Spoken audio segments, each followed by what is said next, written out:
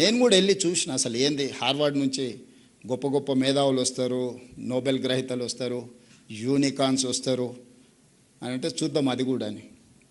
మీరు ఎట్లయితే 5 రోజులు మార్నింగ్ టు ఈవినింగ్ ఉందో same exact morning 9 to evening 7 5 days continuous, ½ an hour lunch break, కంప్లీట్గా కూర్చొని వచ్చిన క్లాస్లో నేను. చూద్దాం చదువు ఎట్లుంటుందో అని. చదువుతో పాటు క్రమశిక్షణను కూడా నేర్పుతుంది క్లాస్ రూమ్. క్రమశిక్షణ లేనోడు జీవితంలో ఎందుకు పనికిరాడు. ఎందుకన్నా పనికొచ్చినా తాత్కాలికమే. తెలివి తక్కువన క్రమశిక్షణ ఉంటే ఎక్కువ పని చేయొచ్చు. తెలివి ఎక్కువన క్రమశిక్షణ లేకపోతే సరైన సమయానికి వాడు అక్కడికి రానే రాడు. దానివల్ల ఏం ఉపయోగం. మహామేధా ఉంటాడు కానీ పరీక్ష రోజు పరీక్ష రాయకపోతే ఏమవుతాడు.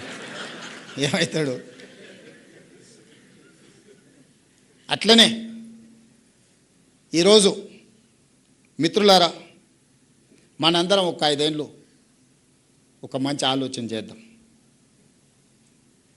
మనం ఇబ్బందులలో ఏం లేం, ఆకలితో ఏం చచ్చిపోతలేం.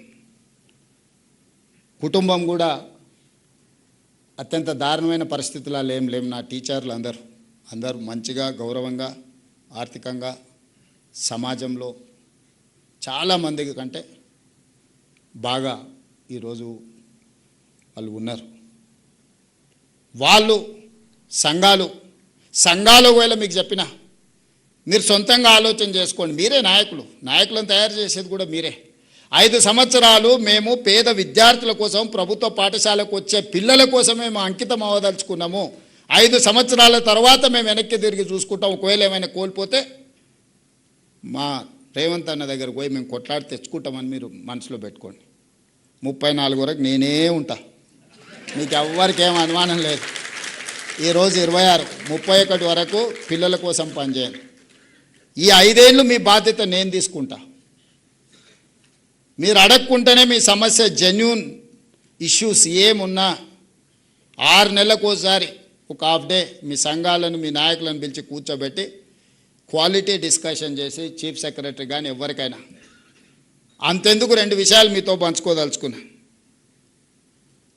జనవరి 2024 1 తారీఖు కంటే ముందే నన్ను 1వ తారీఖు మీ జీతాలు వచ్చినాయి. గుండెల మీద చేసుకొని చెప్పండి. తెలంగాణ వచ్చిన తర్వాత 10 సంవత్సరాలు 1వ తారీఖు నాడు మీ ఖాతాలో జీతాలు పడ్డాయా? 24 జనవరి 1వ తారీఖు నాడు మీ ఖాతాలో వేయడం మొదలు పెడితే ఈ రోజు వరకు ఎప్పుడైనా 1వ తారీఖు నాడు మీ జీతాలు ఆగినాయా చెప్పండి. ఇది ఎవ్వరు మీరు అడగలేదు, మీ సంఘాలు అడగలే, మీరు అడగలే. ప్రతి నెల 1వ తారీఖు నాడు ఈ ప్రభుత్వం కోసం, ప్రజల కోసం పనిచేసే వాళ్ళకి జీతం ఇవ్వకపోతే ప్రభుత్వం వైఫల్యం చెందినట్టే. ప్రభుత్వానికి నాయకత్వం వహించిన ఎవరి కుర్చీలున్నా వాళ్ళు విఫలం చెందినట్టే అని ఒక నైతిక బాధ్యత తీసుకొని ప్రతి నెల 1వ తారీఖు నాడు మీ ఖాతాలో జీతాలు వేస్తున్నా.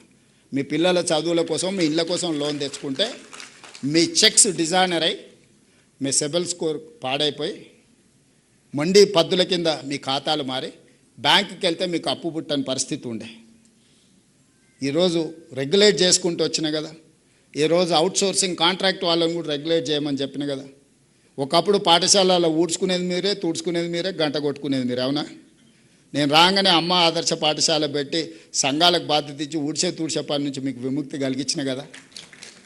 టీచర్ అనేవాడు క్వాలిటీ చదివియడానికి వచ్చిన ఊడవనికే తూడవనికే గంట కొట్టనికే కాదు.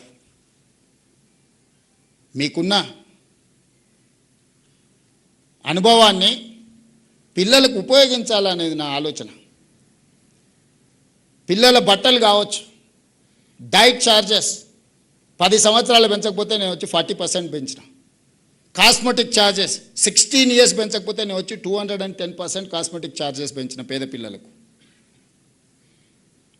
ఏవేమి చేయగలమో స్కూల్స్లలో రిఫార్మ్ తీసుకొచ్చినాం. ఈరోజు మనం సెంట్రల్ కిచెన్స్ డిజైన్ చేసి ఎంత బెస్ట్ బ్రేక్ఫాస్ట్ ఇవ్వడానికి ప్రయత్నం చేస్తున్నాం. ఒకరోజు పాలు, ఇంకొక రోజు రాగి జావా, ప్రోటీన్ ఫుడ్ ఇవ్వాలని ఈరోజు మనం ప్రయత్నం చేస్తున్నాం. వాళ్ళే కాదు, 1,50,000 ఉండే టీచర్లకు, లెక్చరర్స్ కూడా బ్రేక్ఫాస్ట్, లంచ్ అఫీషియల్గా మిమ్మల్ని కూడా ఇందులోనే మీరు కూడా ఉదయమే ఇంటి దగ్గర మేడం కోపం వచ్చి బ్రేక్ఫాస్ట్ పెట్టకపోతే మా సోదరులు స్కూల్కి వచ్చి తినవచ్చు అని పెట్టిన కదా. ఇవన్నీ కూడా కన్సర్న్తో, హ్యుమానిటీతో చేస్తున్నా. నేను ఇదేదో అధికారం ఉంది కాబట్టి అథారిటేటివ్ డెసిషన్స్ కావివి.